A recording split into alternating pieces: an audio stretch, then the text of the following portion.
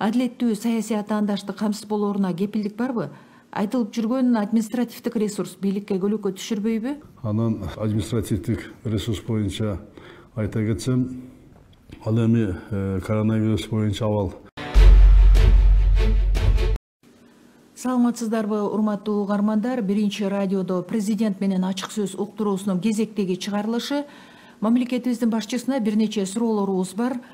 Саламатсызбы, Сооронбай Шарипович? Саламатсызбы. Урматтуу президент, коронавирус илдети менен күрөштө жашоо өз нугуна түшүүдө, бирок алдыда дагы кандай болот билбейбиз. Баарыбыз коронавирус илдетинин экинчи толкуну болот деген божомолду жокко чыгарбаган тартипте жашашыбыз керек го? Сурооңузга рахмат. Ооба, мына экинчи толкун деген божомол бар. Аны баарыбыз билип жатабыз, окуп жатабыз. Аймактарда кырдаал оордоп кетиши мүмкүн деген да кооптонуу болгон, дагы эле бар ал кооптонуу. Региондорду жаңы эле кылдырып келдим. Бардык областтарда болдум. Болуп жаткан иштер эл менен жолугуп, эмне маселе бар, алар боюнча барган жерлерде жолугушуп, аларды угуп, кээ бир маселе боюнча талкуулап келдик. Эми элетте эмне кеп? Азыр эми эл жыйын терим менен, талашчылык менен барган жерде иштеп жатышат. Аларга биринчи эле суугат маселеси, суу маселеси, экинчи таза суу маселеси, анан жол, мектеп, больница, ФАП боюнча элге эң керектүү маселелер боюнча ой пикир алмаштык. Алар боюнча элге мен жалпы маалымат берип келдим, өзүм да түшүндүрүп бердим. Айрыкча эң керектүү ирригация системасы боюнча, суугат суу боюнча иштерди көп. Мына ушул маселе боюнча көп кайрылып атышат, таза суу боюнча. Таза суу боюнча айтканмын, дагы айтылып коеюн. Бул менен өткөн чейин ал бардык Кыргызстан айылдары бүтөт деп, ал күчүндө ал боюнча кылып атабыз. Экинчи чоң маселе бул биздин элет жеринде, айыл чарбасында, айыл жеринде бул ирригация, суугат суу менен биздин дыйкан фермерлерди камсыз кылуу. Өткөндө дагы алыскы Баткенге бардым, нарын ат башыга барып, айырда жүрүп жаткан иштер боюнча өзүм таанышып, көзүм менен көрүп келдим. Жүрүп жаткан иштерге өзүм көзүм менен көрүп, мындай канааттандым. Айрыкча ирригация программасын кабыл алганбыз. Бул биздин улуттук долбоор деп мен айтып жүрөм. Буну долбоорду кабыл алганбыз. Мына ошол үзгүлтүксүз ошол программанын негизинде иштеп жатканы, ишке ашып атканы мени кубандырды. Биз ушундай программа кабыл алганбыз. 2020 жылга чейин мамлекеттик ирригация өнүктүрүү программасын. Ал 3 этаптан турат. Анын ичинен экөө 2029 жылдын сонуна чейин ишке ашырылат. Ал баягы менин президенттик мөөнөтүмгө чейин 2 этапты бүтүрөбүз деген биздин өзүбүздүн планыбыз бар. Анын үчүн катышып атабыз. Бул планда 31 суу чарба объектилерине ишке буйруса беребиз.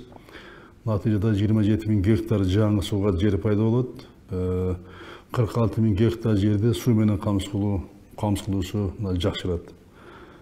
Бул эми мен айтып жүрөм, бул абдан амбициялык, мындай чоң долбоор, бирок кандай оор кыйын болбосун, ошондой программабызды кабыл алдык.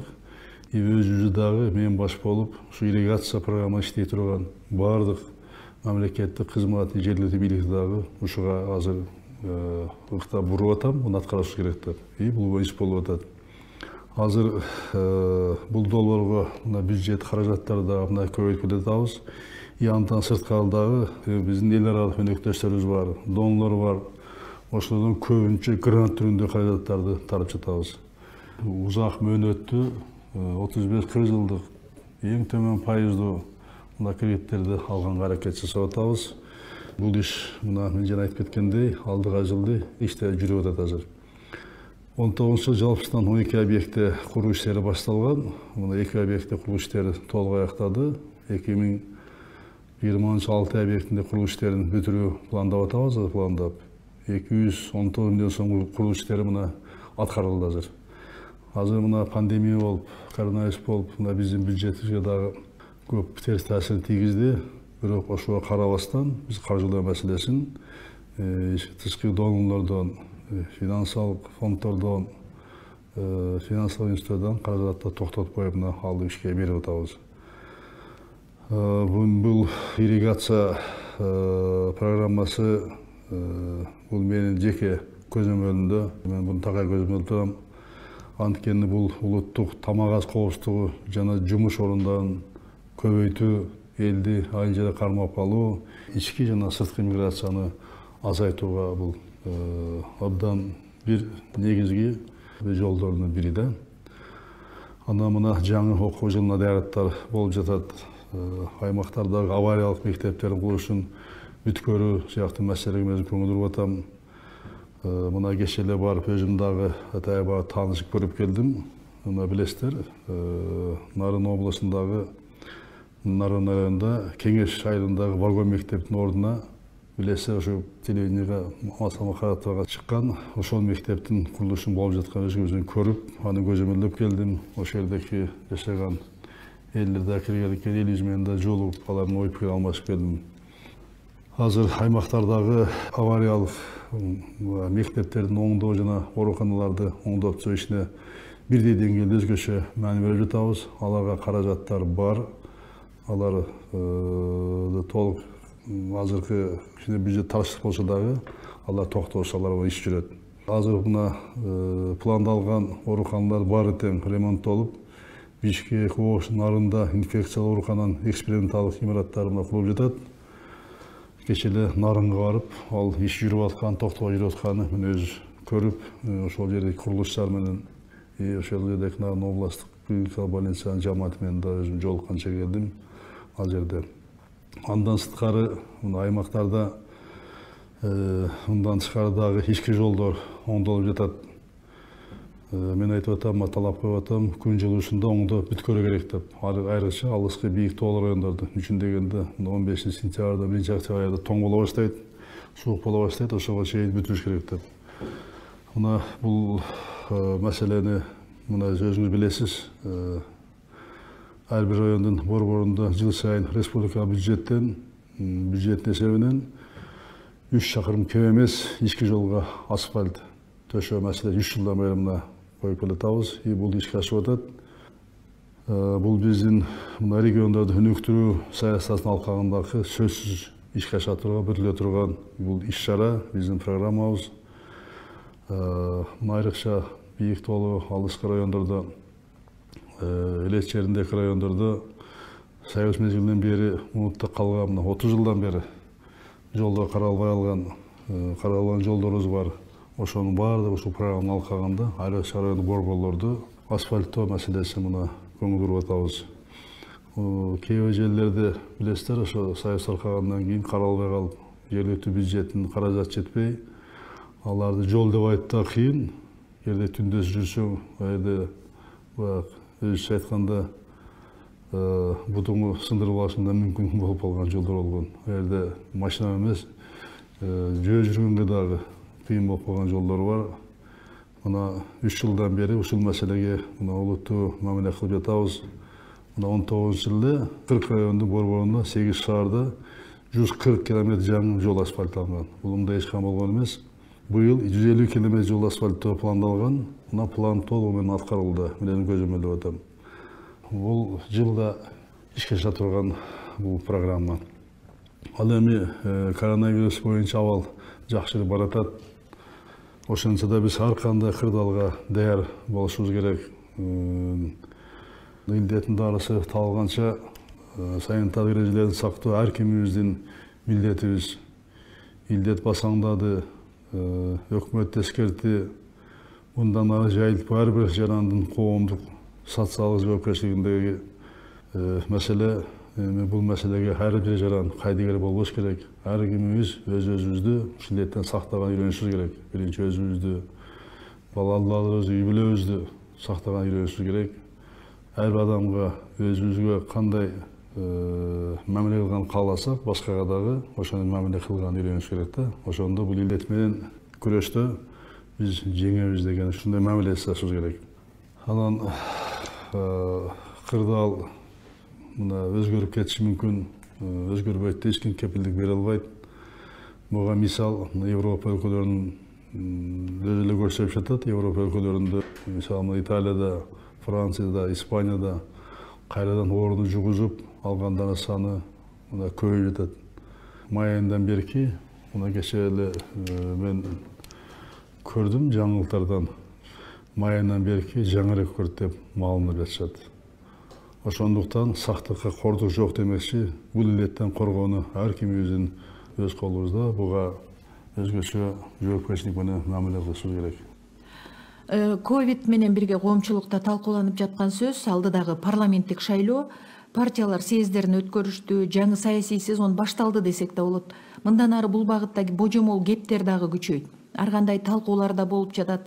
Адилеттүү саясий атаандаштык камсыз болооруна кепилдик барбы?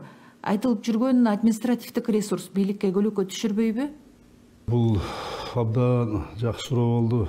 Азыр саясий атаандаштык абдан курч. Муну баарыбыздан көрүп турабыз. Мындай ойлор, мындай сөздөр бул болот, болбой койбойт, болуп келген. Азыр эми 40тан ашык партия шайлоого катышууна ниетин билдирди. Съезддерин өттү көпчүлүгү. Эми Борбордук шайлоо комиссиясы тарабынан шайлоо мыйзамына ылайык бир топ иштер аткарылат. Анын өзү милдеттери бар. Мен буга чейин президенттен талап кылынган чечимдерди аткардым. Буну мен ушу шайлоого даярдыкты bundan 2,5 жыл бурун эле баштаганбыз. Ар кандай мыйзамдарга өзгөртүү киргизүү маселеси боюнча. Ал боюнча президент аппараттан, өкмөттөн, жогорку кеңештин депутаттарынан, коомчулуктан, граждандык коомдун өкүлдөрүнөн атайын жумушчу топ түзүп, бул боюнча абдан узак иш алып барды.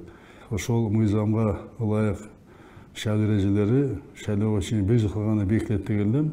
Ошол иштер аткарылды. 1 жыл калганда шайлоого катышам деген партиялар баардык эрежелер менен бирдей таанышты. Ошол биз түзгөн жумушчу топ ошону аткарды. Жогорку кеңештен ошол тиешелүү мыйзамдар кабыл алынды, аны коомчулук баардыгын көрүп турду.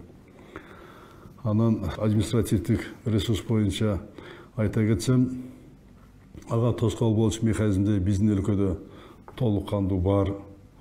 Биринчи кезекте бул шайлоо процессине болгон коомдук көзөмөл. Мына ушул инструмент демократиялык ачык шайлоо өткөрүү үчүн зарыл болгон негизги курал. Бул куралды буга чейин да колдонуп келген, мына азыр эле колдоно башташты.